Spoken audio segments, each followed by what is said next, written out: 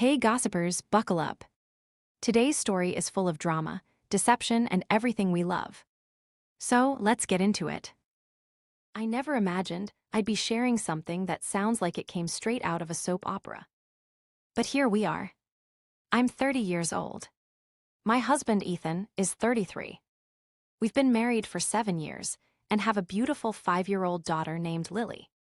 Until last year, I genuinely believed we had the kind of marriage people envied. Not perfect, but solid. At least that's what I thought. Everything started when Ethan attended a week-long company conference in another city. He was excited because it was a major opportunity for promotion. I stayed home with Lily, helping her prepare for kindergarten while juggling work. When he returned, he seemed different. Not dramatically. Just distracted. He smiled less. Spent more time staring at his phone. Started protecting it with a new password. I noticed, but I ignored the little warning bells. Because that's what trust does. It convinces you that you're overthinking. 3 months later, Ethan got into a car accident. The hospital called me at midnight. I thought my world had ended. I drove there crying so hard I nearly crashed myself. When I arrived, the doctor told me Ethan was lucky. Minor concussion. A few bruises. No major injuries. No brain damage. Nothing life-threatening.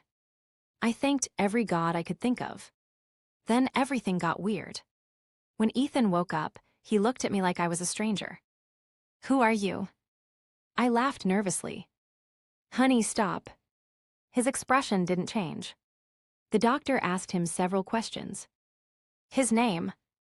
His age. His college. His hometown. He answered correctly. Then they asked if he recognized me. No. My stomach dropped. The doctor explained that memory loss could sometimes occur after a concussion. Temporary confusion wasn't unusual. I tried to stay calm. Then Ethan asked a question that changed everything. "Where's Ava?" I froze. Ava? His college girlfriend. His first love. The woman he'd dated for nearly 6 years before they broke up. The woman he'd supposedly got over long before meeting me. I remember feeling cold. Like someone had poured ice water into my veins. The doctors exchanged glances. I tried to explain. "You haven't seen Ava in years." He looked confused. "What are you talking about? We were together yesterday." According to Ethan, the last thing he remembered was being 22 years old. In college. Dating Ava. He remembered nothing about me. Nothing about our marriage. Nothing about Lily. Nothing. And somehow, every memory after his breakup with Ava had vanished. Conveniently. Doctors called it a rare form of retrograde amnesia. Family members told me to be patient.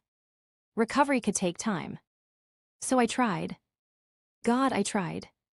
I showed him wedding photos. Family videos. Pictures of Lily's birth. He stared at them like he was watching strangers. When I introduced him to our daughter, Lily cried.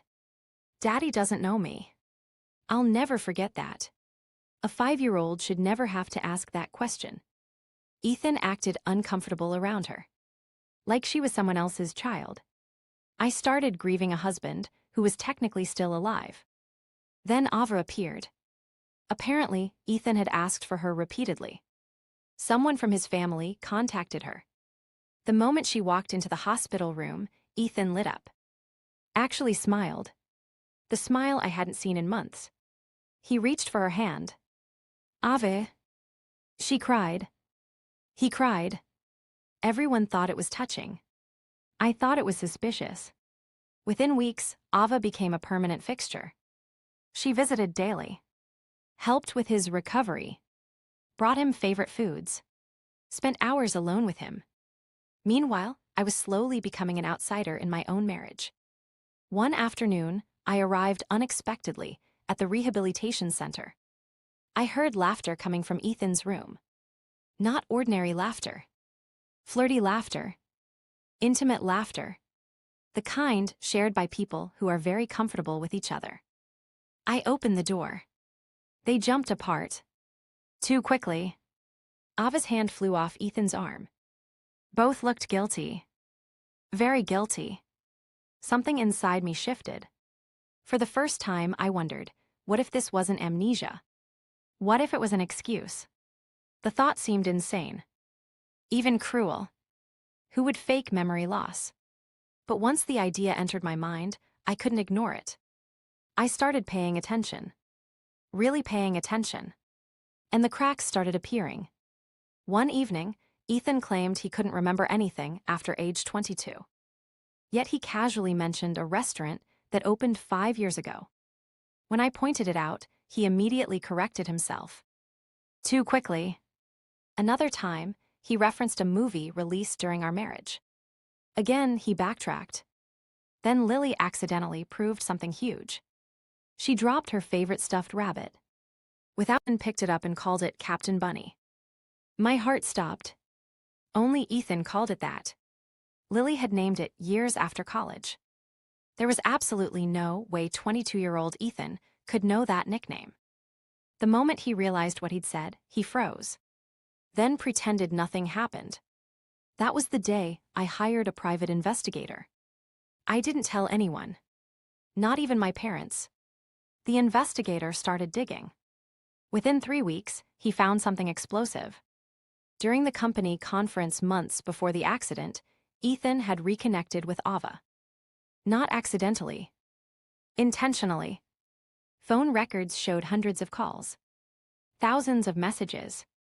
Hotel records showed they stayed together. Coworkers confirmed they were acting like a couple. The affair had started long before the accident.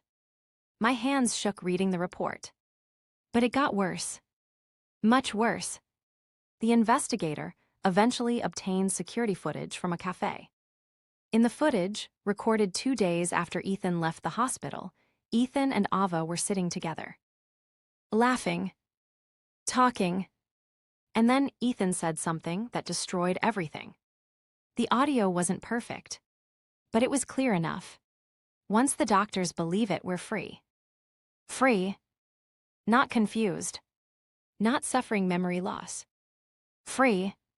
As if I were an obstacle. As if our daughter were an inconvenience. I watched the clip 10 times. Then 20. Then 50. Each viewing hurt less and angered me more. I wasn't dealing with a confused husband. I was dealing with a liar. So I stopped crying. And started planning. I hired the best divorce attorney I could afford. Then another investigator. Then a forensic accountant. I discovered Ethan had secretly transferred money into accounts Ava could access. He'd used marital funds to support their affair. He'd lied repeatedly about assets. Every new discovery strengthened my case. Meanwhile, Ethan and Ava became bolder. They practically acted like a couple in public. His family still believed the amnesia story. So did many friends. People pitied him. Some even criticized me for seeming cold. I said nothing, because the truth was gathering evidence. Months later, the divorce proceedings began. Ethan appeared confident. Arrogant even. He believed the amnesia narrative would protect him. He expected sympathy. What he got was humiliation. My attorney saved the evidence for court. Every piece. Every recording. Every message. Every financial record. Then came the day of reckoning. The courtroom was packed. Family members. Friends. Coworkers. Everyone. Ethan sat beside Ava looking relaxed. That changed quickly. The first bombshell was the affair evidence. Phone records. Hotel bookings. Witness testimony. People gasped. Ethan's parents looked stunned. Then came the financial records. Secret transfers. Hidden spending. Misuse of marital assets. His confidence started cracking. Then my attorney played the cafe recording. The entire courtroom heard it. Once the doctors believe it, we're free. Silence. Absolute silence. Ethan turned pale. Ava looked like she might throw up. The judge requested the recording again. So it was played again. And again. Each replay buried them deeper. Then my attorney produced messages between Ethan and Ava. Messages discussing his amnesia. Messages planning their future. Messages mocking how easily people believed them. One text read, "She'll eventually give up." By she, he meant me. The mother of his child. The woman who sat beside his hospital bed praying for him. I watched his face while the message was displayed. For the first time, I saw fear.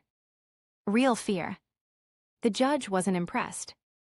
Neither was anyone else. The divorce ruling was devastating for Ethan. I received primary custody, a substantial financial settlement, a large portion of marital assets, additional damages related to fraudulent financial conduct. The judge specifically noted Ethan's deception and bad faith behavior.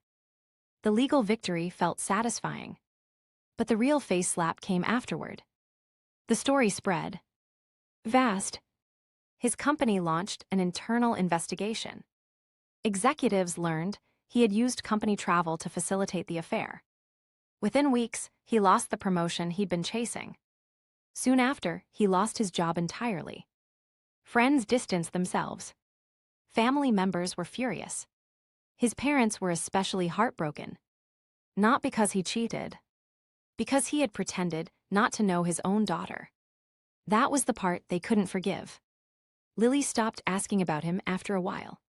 Children adapt faster than adults. That realization hurt more than anything. As for Ava, she got exactly what she wanted. Ethan. For a while. Then reality arrived.